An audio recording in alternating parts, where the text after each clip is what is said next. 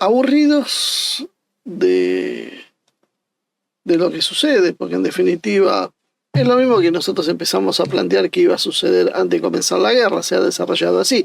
Siempre dijimos, ¿se acuerdan? Lo mismo que dijimos de Venezuela, acá el problema es la voluntad política. Si hay voluntad política de sostenerse unidos y luchando, bueno, Irán va a ser un hueso muy duro de roer para Estados Unidos e Israel. Y las cosas se van desenvolviendo como un poco explicamos, y la verdad el panorama es bastante oscuro, no se le encuentra salida. Y esto hay casi tenía una opinión bastante mayoritaria entre los que se dedican al análisis geopolítico, de que la solución está complicada. Y está complicada porque no puede haber dos ganadores. Irán se juega su supervivencia. Es un país grande, es un país poderoso y es un país que se preparó muy bien para esto.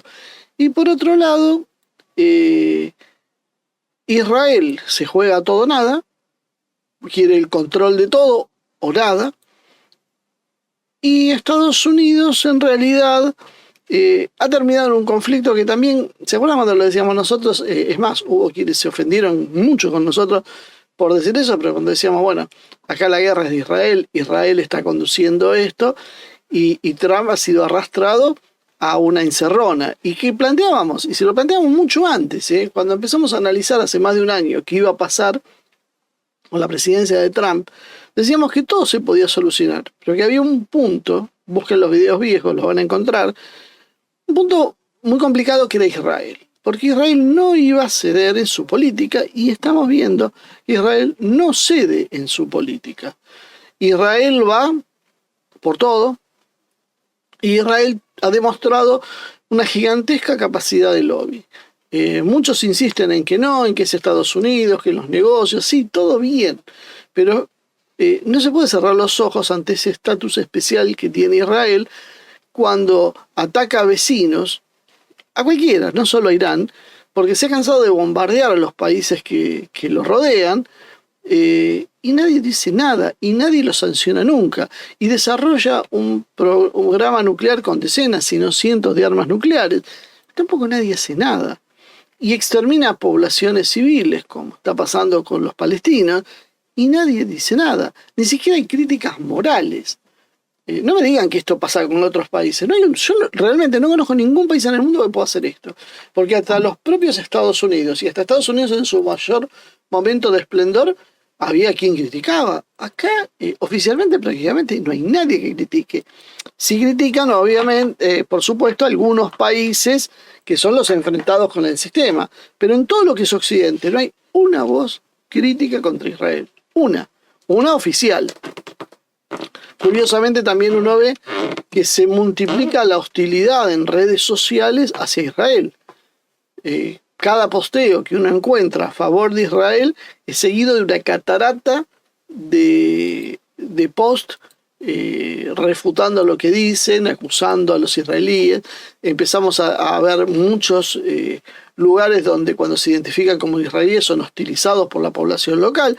Por supuesto que esto tiene mucho también en algunos lados de grupos políticos identificados que actúan, ya digo, no inocentemente, pero sí lo que uno puede ver es que ha cambiado el clima, ha cambiado el viento.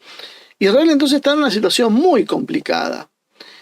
Y ayer hicimos todo un desarrollo de lo grave que está precisamente el panorama mundial, cómo esto se complica. Vemos que siguen llegando marines, más allá de lo que diga Trump, todo parece indicar que en algún momento van a intentar hacer una operación terrestre en la isla de Karg o en algún otro lado no determinado, pero en algún lado algo van a hacer, porque si no tampoco se entiende lo que está sucediendo. Y ayer también hablábamos de lo que tenía para perder cada actor, lo que tenía para perder Estados Unidos, Rusia, lo que tenía para perder Europa. Y nos faltó un actor que tiene una diferencia con el resto. Además de esto que estuvimos hablando, hay una cuestión mesiánica con Israel.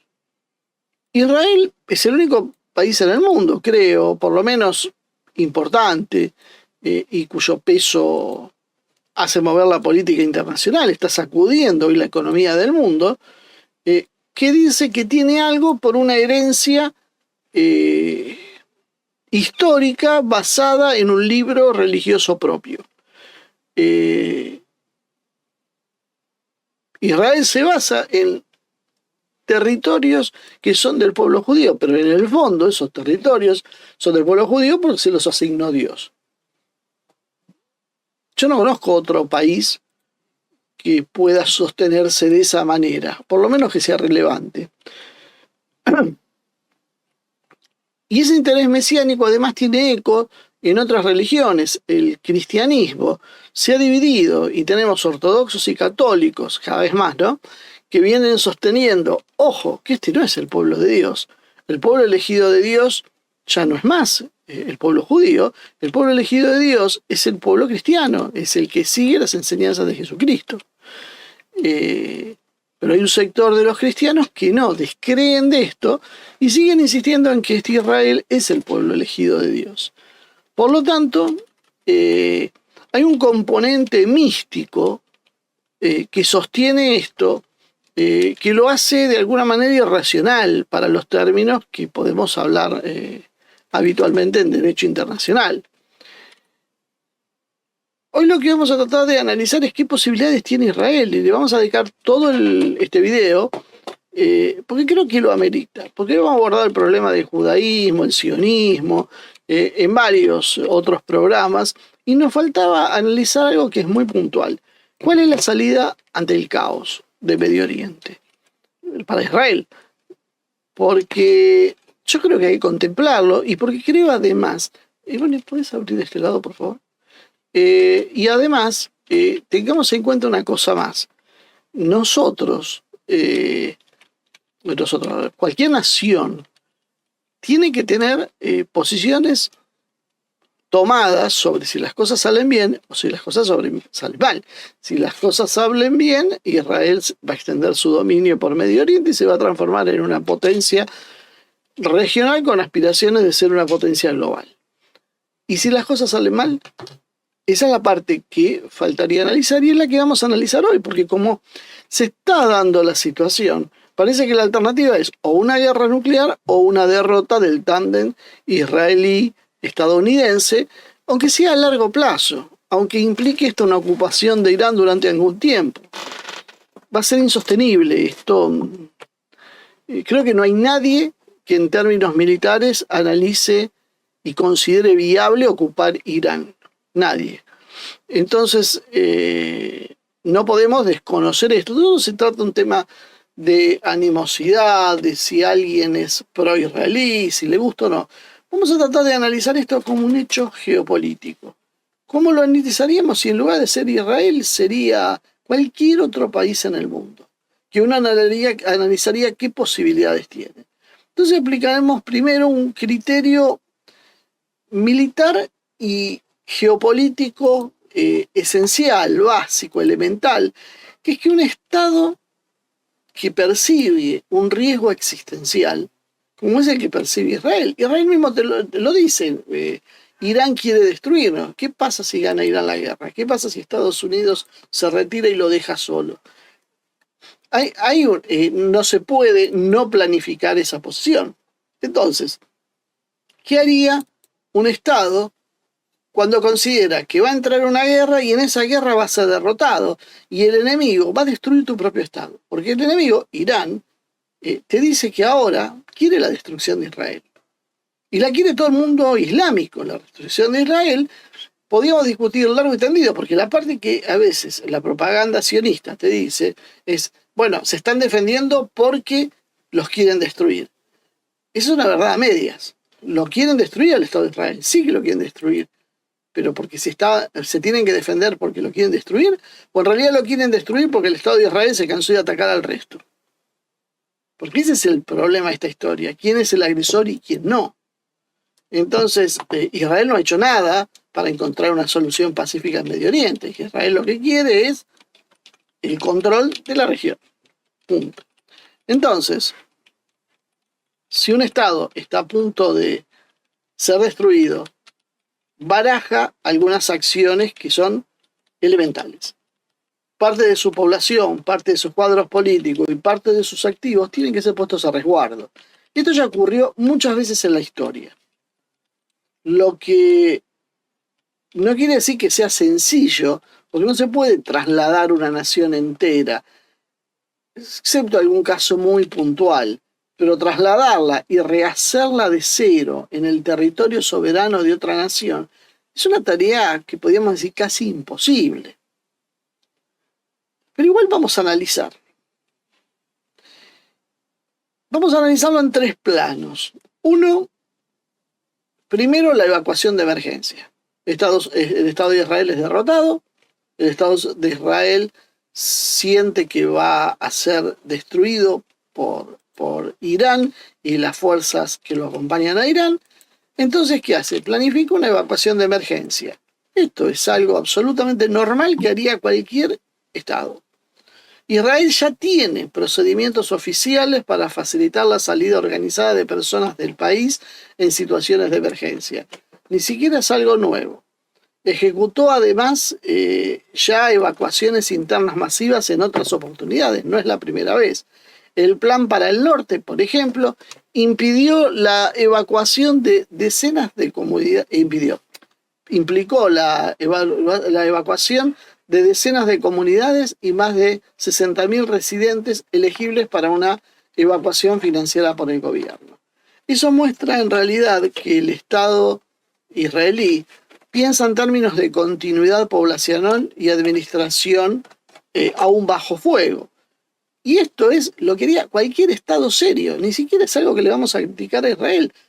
Cualquier Estado serio, cualquier Estado digno, haría exactamente eso. Esperen que tenemos a alguien que está pasando por adelante mientras Iván se divierte. Listo, ya está. Cualquier Estado serio aceptaría esa situación. Es más, tiene la obligación el Estado de planificar una solución. Hay antecedentes claros también de programas por el estilo. Antes de la Segunda Guerra Mundial, 10.000 niños judíos fueron enviados a Gran Bretaña en el Kindertransport. En Gran Bretaña se hizo la operación Pied Piper, que movió 1,5 millones de civiles de zonas, de ciudades, a zonas consideradas más riesgosas. Esto existió. Y podemos seguir, porque la historia es muy larga, es muy generosa en movilizaciones masivas ante circunstancias así. Las migraciones masivas por una amenaza existencial tienen entonces antecedentes claros. Si hace una relocalización estratégica, si se hace una relocalización estratégica permanente, ya hablamos de otra escala. Pero sería viable si se dieran determinadas condiciones, que obviamente son muy duras, pero que a veces no presentan opción. Primer punto sería el consentimiento pleno del Estado receptor. Es decir, yo traslado parte de mi población a un Estado que me da el ok para hacer eso. Eso significa que va a haber infraestructura para absorber población en gran escala, puertos y aeropuertos seguros, un sostén financiero importante, una cobertura jurídica, protección militar o al menos política y una red previa de asentamientos. Si no se hace eso, el traslado no sería en realidad lo que estamos barajando como posibilidad, sino solo sería una huida caótica hacia el exilio y hacia la diáspora finalmente. Acá es lo que todos se habrán imaginado cuando yo decía esto, la Patagonia como una hipótesis específica de esta posibilidad. Y volvemos a lo mismo de siempre. Acá olvídense del plan Amdimnia, del antisemitismo y nada. Estamos analizando un hecho geopolítico. Un Estado a punto de ser destrozado por otro y que tiene que huir. Y que quiere conservar su estatus. Quiere conservar su identidad, podríamos decir. Entonces, como ruta de escape individual o de pequeños grupos, sería absolutamente factible que vayan a la Patagonia. Bueno, tanto se ha acusado a los nazis de ir a la Patagonia, ¿cuál sería la diferencia, no? Como destino de una evacuación nacional organizada, ya la cosa es más complicada. La Patagonia tiene algunas características especiales. Primero, está lejos del teatro de operaciones. Israel está en Medio Oriente, la Patagonia está en otro continente, está a miles de kilómetros de distancia. Tiene una capacidad de absorción rápida limitada, porque no es una tierra extremadamente desarrollada. Tiene un clima muy duro, o por lo menos buena parte de la Patagonia en algunas temporadas es muy dura, y tiene una infraestructura que obviamente no está pensada para recibir cientos de miles de personas de un momento para el otro. Argentina y Chile son estados soberanos, no territorios disponibles para un reasentamiento masivo improvisado. Desde el punto de vista logístico, sería mucho más fácil evacuar esos continentes a países que ya estén enlazados por transporte, por comunidades y apoyos diplomáticos más cercanos, y más inmediato que montar una traslación profunda al extremo del sur sudamericano. Pero la Patagonia tampoco es una idea tan absurda como un territorio secundario. Los flujos previos de jóvenes militares, ex militares israelíes, turistas, residentes temporales e inversores, porque hay mucho capital, podían servir como una cobertura social y logística de baja intensidad. No es que sea un mito en debate. Obviamente que hay muchísimo turismo israelí, se refleja cuando se ve en hebreo escrito carteles para atender a los turistas en negocios que trabajan en el turismo.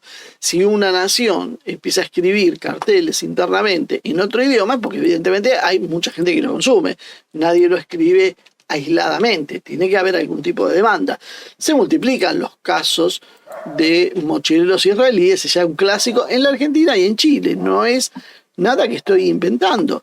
Vienen a hacer turismo, les gusta, vienen a desenchufarse del mundo, todo maravilloso. Recordemos también que muchos se los ve estudiando el terreno, viendo la topografía, analizando el lugar, etcétera, etcétera, ¿no? Y también esa curiosa forma de turistas que tienen con aspecto y edad militar, organizados normalmente en pequeños grupos con alguien mayor que parecería ser algún oficial a cargo. ¿Lo podemos probar? No, no lo podemos probar. Es una sospecha. Bueno, si tuviéramos inteligencia y tuviese una política seria, seguramente esto se investigaría. Sean israelíes, sean ugandeses, sean japoneses, sean estadounidenses. Siempre deberíamos estudiarlo porque siempre deberíamos saber qué pasa en nuestro territorio. Vuelvo a hablar de cuestiones elementales que no tienen nada que ver con la ideología, no tienen nada que ver con la raza, no tienen nada que ver con la religión. Es simplemente una cuestión de seguridad nacional. ¿Por qué harían esto? ¿Por qué tendrían que venir y estar en el lugar? Para conocer el terreno, para crear contactos, para generar circuitos de alojamiento y para que haya una familiaridad cultural mínima para el asentamiento, lo cual puede después facilitar las salidas individuales o familiares. Entonces, si Israel empieza a visualizar una posibilidad de una devastación de su territorio, que podía ser, por ejemplo, un ataque a la central nuclear de Dimona. Podía ser el propio ataque israelí con armas nucleares a Irán. Cualquier cosa de estas podía generar nubes radioactivas y desestabilizar toda la zona. Puede ser ataques químicos. Puede haber muchas posibilidades de por qué un territorio tan chiquito se transforme en algo inhabitable y haya que pensar una evacuación. Entonces, por lo menos proyectar parte de su población, ponerla a resguardo, parece natural. ¿Cómo funcionaría esto? Bueno, básicamente, por lógica, sería primero la salida de los extranjeros y turistas, luego la salida de los que tienen doble nacionalidad, después la salida de los niños, de familias con redes afuera, que ya tienen dónde trasladarse, dónde asentarse, realizar traslado de capitales y activos, reubicación de empresariales, empresas que vengan a ubicarse en el lugar, expansión de comunidades ya preexistentes en terceros países, como último. acá también tenemos empresas israelíes que están empezando a actuar con mucho interés en la región. Le podemos preguntar a algunos políticos argentinos muy progres que han tenido contactos con alguna de ellos, ¿no? Y una nación amenazada puede evacuar, dispersar y expatriar a su población. Volvemos al mismo tema que decíamos, hay antecedentes de sobra en la historia. No va a ser un caso único, no es algo excepcional, no es algo que se le ocurre a los conspiranoicos, no es algo que se le ocurre a los fascistas, a los nacionalistas, a los racistas. Es algo que sucede, es parte de la historia. Yo creo que hay que entender la historia cómo funciona y reconocer cómo es el mundo, porque si no, siempre hablamos en abstracto. Hasta hace muy poco tiempo atrás, y seguimos, y es un pequeño paréntesis de lo que estaba contando. Ayer yo escuchaba a Berkovich empezó a hablar un poco de la guerra en Medio Oriente, las consecuencias, qué sé yo, y lo que me llamó la atención fue que dice, estuvimos muy distraídos con esto por el escándalo de Adorni y porque, bueno, eran 50 años del aniversario del golpe y entonces nosotros estábamos todos ocupados los argentinos en el 24 de marzo y bueno, eso nos sacó un poco, pero ahora vamos a empezar a hablar de lo que pasa internacionalmente. Después sigue hablando, bueno, lo demás no es muy importante.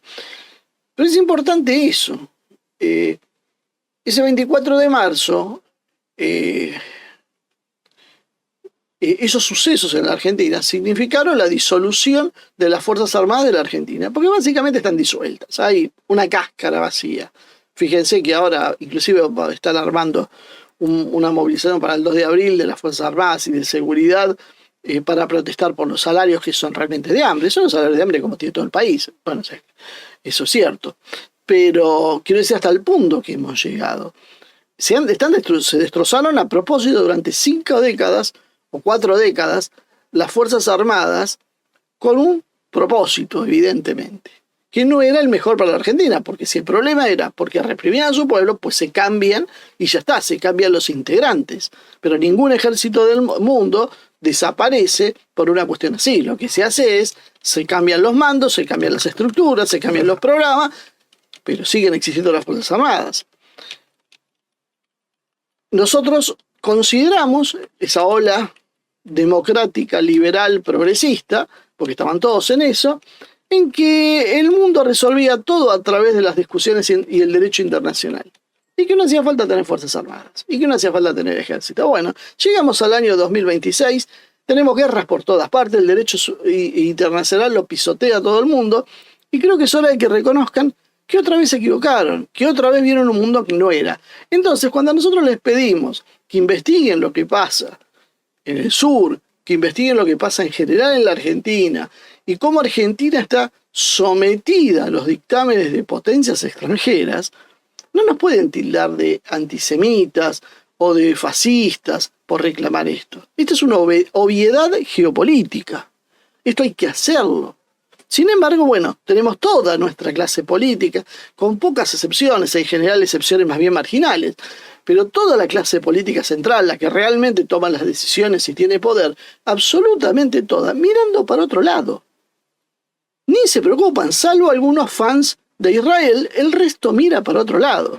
Bueno, eso era lo que quería decir. Si nosotros no entendemos esa importancia, estamos complicados. Pero bueno, volviendo al tema que nos traía.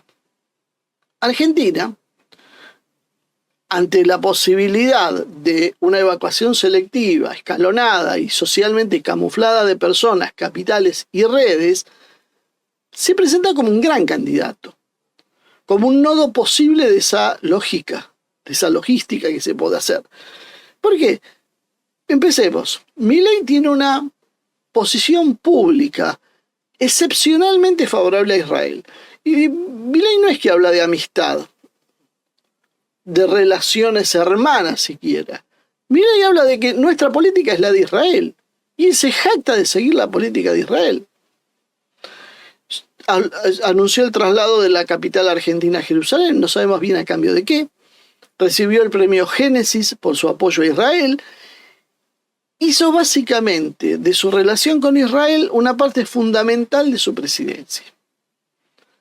Argentina tiene además una comunidad judía muy antigua en el país, numerosa, tiene una base histórica de asentamiento en el país. La Jewish Colonization Association, fundada por el barón Maurice de Hirsch en 1891, impuso colonias agrícolas judías en la Argentina. Hubo algún proyecto por ahí, creo que fue de Alfonsín también, de traer colonias judías nuevas de israelitas a la Argentina, que finalmente creo que no prosperó demasiado. Entonces, hablamos de antecedentes concretos de instalación territorial, aunque sea un completo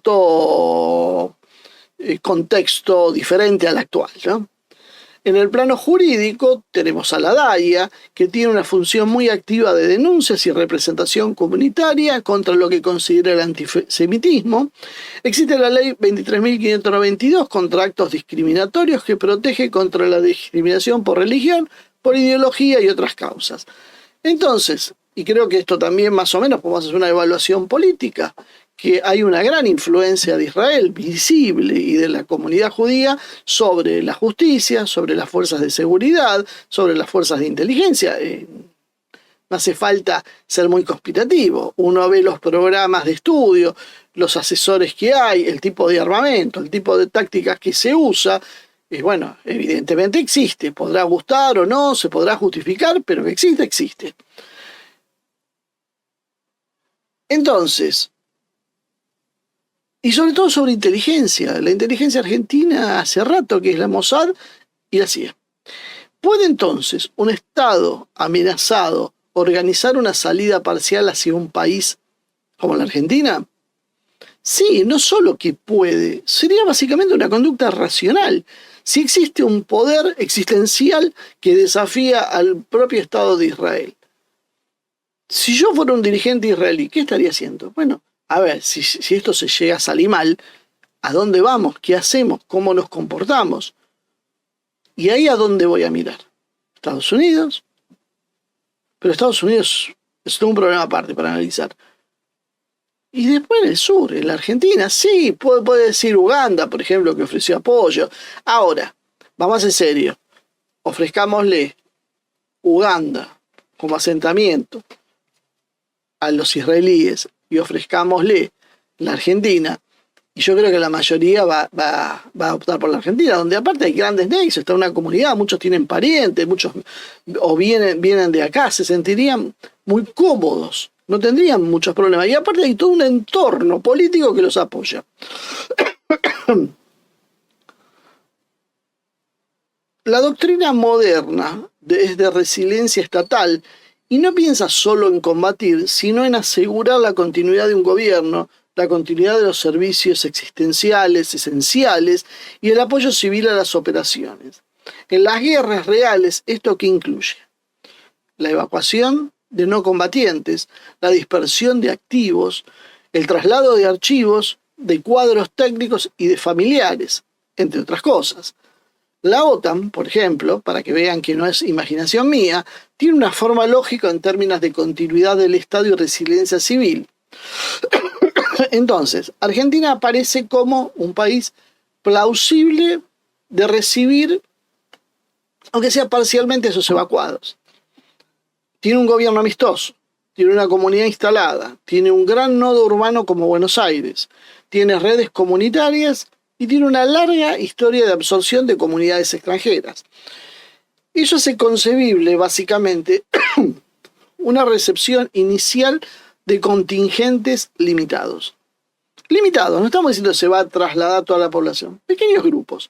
Argentina entonces puede ser nodo de recepción para una evacuación selectiva. Visto así, Cava sería el punto lógico de la llegada inicial. ¿A dónde van a llegar? A Buenos Aires.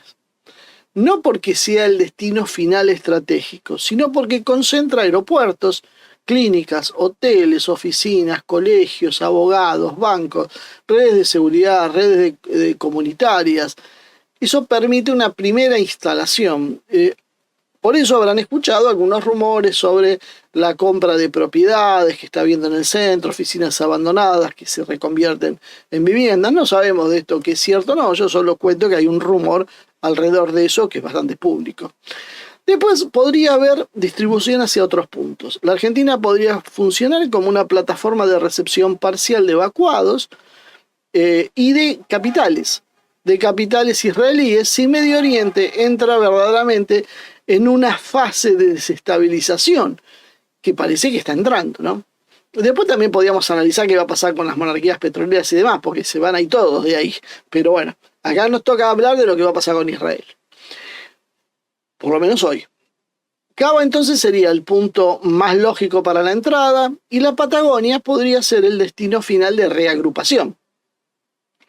La pregunta entonces es si algún poder en la Argentina se opondría a algo así o si habría algún proceso de resistencia social.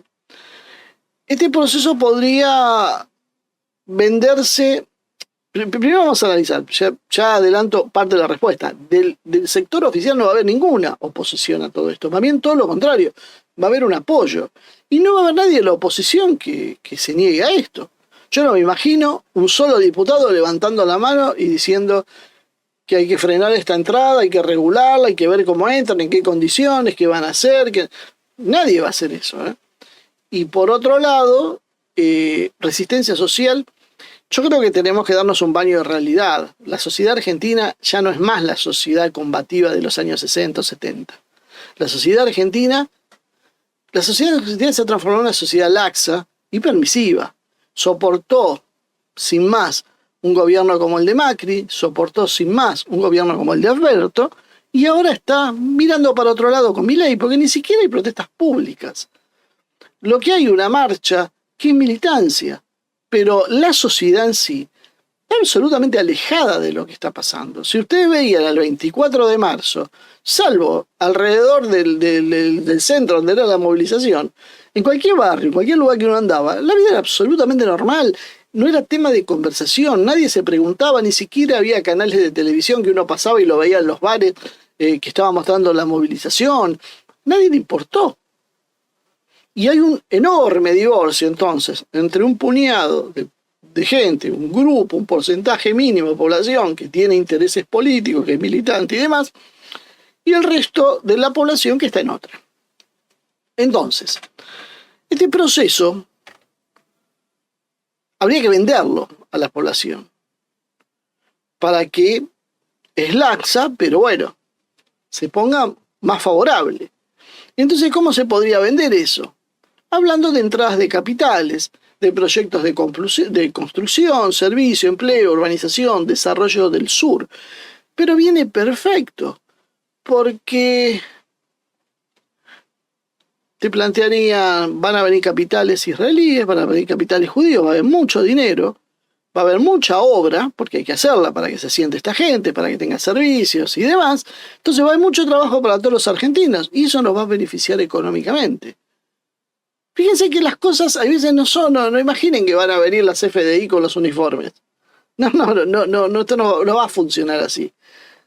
Simplemente te ofrezco ayuda. Te traigo cuadros técnicos, que son muy capaces los israelíes en muchas áreas, industrias y capitales, financiamiento, población culta, población preparada, profesionales. Parece una panacea para un país como la Argentina. La Argentina, no olvidemos que es un país muy grande, es un estado federal, pero fiscalmente es muy débil, está siempre endeudado, tiene una infraestructura desigual y tiene una cultura de tolerancia hacia los extranjeros, lo cual a nadie le va a importar. Y además tiene un problema crónico de coordinación entre las acciones de la nación, los municipios y las provincias. Cada uno hace la suya. Y si hay generosos aportes, seguramente va a haber grandes voluntades a favor de este proceso.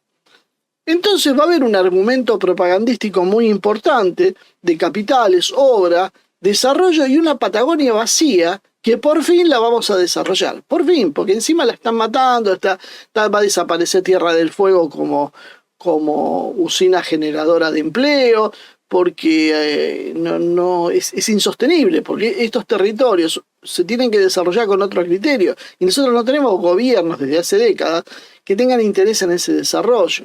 No hay gobiernos que tengan intereses en el desarrollo de un proyecto nacional.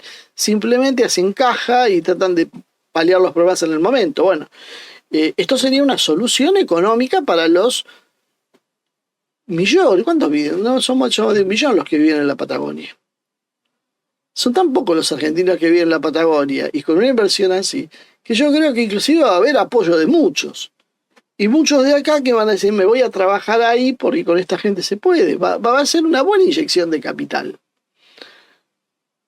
Claro, hay problemas como en todos lados, ¿no? Porque hay límites legales y materiales que pueden cuestionar la viabilidad de esto. La Argentina tiene un régimen de tierras rurales con un tope del 15% para la titularidad extranjera a nivel nacional, provincial y departamental.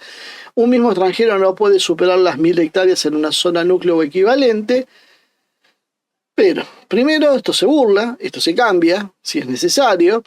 Y las compras urbanas, por ejemplo, en Cava, no están afectadas, se puede comprar todo lo que quieran. Y las operaciones societarias más complejas pueden reemplazar esto, porque yo puedo aportar en una sociedad que la sociedad compra y bueno, entonces ya no hay un dueño directo. Bueno, ya sabemos que está lleno de extranjeros dueños en la Patagonia de miles y miles de hectáreas, así que no estoy diciendo nada que sea nuevo. Puede complicar un poco la apropiación masiva y abierta, pero bien hecho se puede ir haciendo. En migraciones, la ley argentina permite ingreso, residencia y establecimiento de extranjeros en distintas categorías y el país en realidad puede recibir población extranjera. De hecho, es un país escasamente poblado y no le viene mal población extranjera.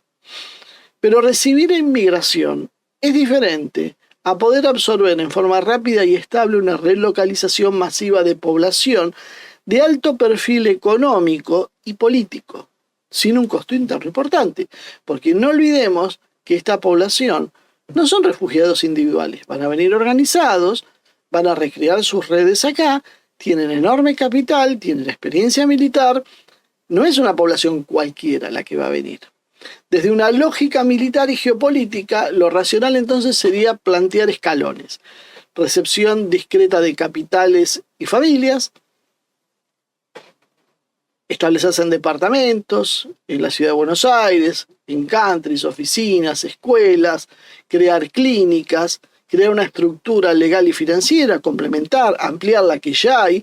Entonces, como decíamos, Cava sería la puerta de entrada de esta lógica operacional, enclaves de baja densidad, alta seguridad, y no sería esto una nueva patria israelí, sino sería nodos de seguridad, de resguardo, inversión y continuidad social. Entonces acá la Patagonia aparece por distancia, por densidad y por valor estratégico futuro, como el horizonte. ¿Esto qué va a requerir? Va a requerir obras, como decíamos, conectividad, energía, agua, seguridad y consenso político provincial. El reasentamiento masivo tendría un tipo, y esto es otra cosa importante, de características de sustitución demográfica o polo semiautónomo. Porque ya estamos hablando de otra escala, no estamos hablando de un grupo que viene, un pequeño grupito, estamos hablando de cientos de miles que pueden venir. Y en una población que tiene 300, 400 mil habitantes en una provincia, si te caen 200.000 inmigrantes de golpe de una misma nacionalidad y organizado, te dan vuelta todo. Porque eso ya sería sustitución demográfica. Es el mismo problema que si los británicos que lo hicieron te implantan una población. Acá lo que te estarían haciendo es implantando una población con todos los riesgos que ello implican, porque esa población después no te va a obedecer. Y si ya empezamos a tener ligas de la Patagonia y grupos de gobernadores que se ven en forma autónoma y algunos que estaba hablando de una secesión, el cóctel es explosivo, políticamente es realmente explosivo. Básicamente, esto chocaría con algunos obstáculos que son reales: la soberanía, reacción social, alguna provincia díscola, fuerzas políticas rivales que puedan tratar de aprovechar la historia, costos logísticos, viabilidad internacional y límites jurídicos. Pero no es imposible. Ya no es un tema de inversiones. Sería básicamente, si esto se da, si se van superando estos obstáculos, si hay una decisión política de alto nivel internacional, sería básicamente una transformación geopolítica del territorio. Y este es el punto central del problema. Se va a presentar como negocios, como beneficios para todos, pero pasado cierto umbral, esto ya deja de ser una cuestión de inversión en la economía y se va a tratar de una cuestión de poder. Porque cuando vos vas a tener una población extranjera tan importante, pero que además no es una población extranjera, por ejemplo, vos pasan en los Emiratos Árabes Unidos, que casi el 90% de la población es extranjera. Pero hay gente pobre de distintos países que se van a enrolar al ejército, de la fuerza de seguridad, en tarea de construcción, en trabajar, porque los cipitatíes no trabajan, trabajan los extranjeros, y hay gente pobre que va sometida a esta cuestión y de distintas nacionalidades, con distintos orígenes y demás. Otra cosa es si te viene un grupo organizado, donde ellos ya eran una nación, y una nación con las características que tiene Israel. Entonces, ahí van a empezar algunas preguntas a la larga. ¿Quién va a controlar la tierra? ¿Quién va a controlar la seguridad? ¿Quién va a controlar puertos? ¿Quién va a controlar rutas, aeródromos, energía, comunicaciones? ¿Quién define las prioridades de infraestructura? ¿Quién gana con la capacidad de presión sobre las decisiones nacionales y provinciales? No olvidemos que básicamente estos son temas habituales y sabemos hoy mismo ya con los magnates extranjeros que hay que no controlamos la Patagonia, que hay tipos que se apropian de ríos, de lagos, de recursos que no son propios, que mandan, que tienen leyes propias y que hay una ausencia del Estado. Entonces, en este lugar, esta migración, con estas características, ustedes imagínense, si el proceso fuera pequeño o mediano, podía ser asimilado como una inversión extranjera con un color político y punto.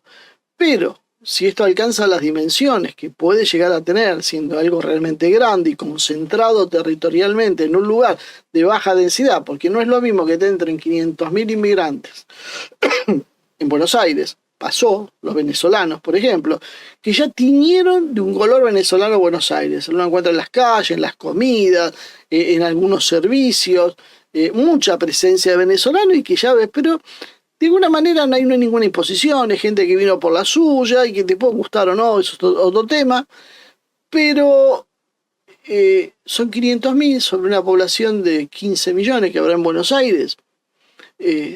No son un factor político determinante. Bueno, cientos de miles de israelíes en una Patagonia con 1 millón de habitantes y es otra historia.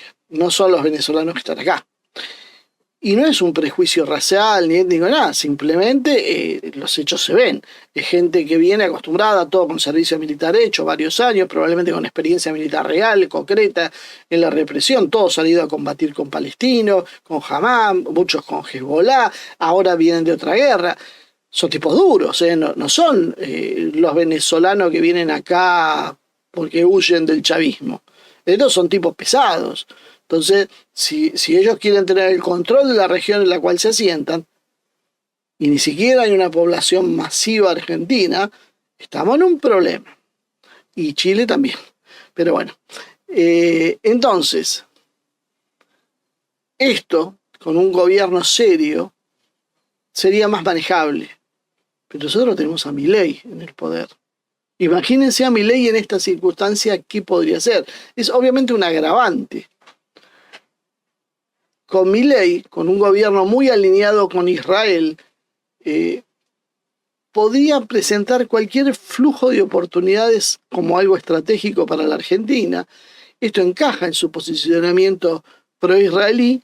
Y una cosa es la voluntad del Ejecutivo y otra cosa real es la capacidad de imponer un rediseño del territorio, porque hay muchas instancias políticas y sociales que deben alinearse, no va a alcanzar solo con la voluntad de Milei. Milei está a punto de declarar la guerra a Irán, ya dijo que es nuestro enemigo, y hay silencio de la clase opositora.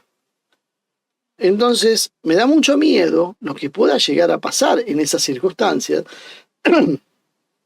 Y básicamente, nosotros conocemos, lamentablemente, y con esto ya termino, conocemos lo que son nuestros políticos.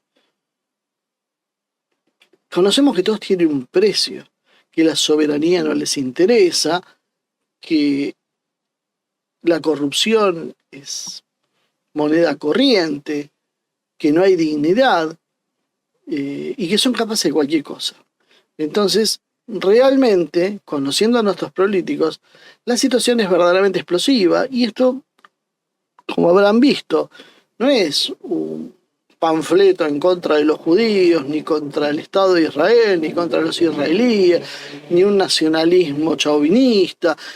Es simplemente una descripción geopolítica de lo que puede pasar. Y esto sería en cualquier país que tenga las condiciones que tiene la Argentina. Esto no puede pasar en Brasil, porque Brasil tiene un gobierno mucho más serio, no tiene una comunidad judía como la Argentina, no tiene un gobierno comprometido con el Estado de Israel, no tiene ese vacío territorial, excepto en zonas selváticas, pero no tiene esos espacios donde, porque tiene fuerzas armadas más presentes que la nuestra, mejor equipadas, más fuerzas de seguridad, más inteligencia. Sería mucho más complejo hacerlo en Brasil, o en Bolivia, o en Perú, pero la Argentina está absolutamente regalada para esta circunstancia, y en Medio Oriente la situación se está complicando de tal manera que alguna vez, hace mucho tiempo, hemos hablado de esta cuestión, y dijimos, ojo, esta historia de los mochileros acá, viendo y estudiando el terreno, puede ser bien una preparación para una inmigración masiva.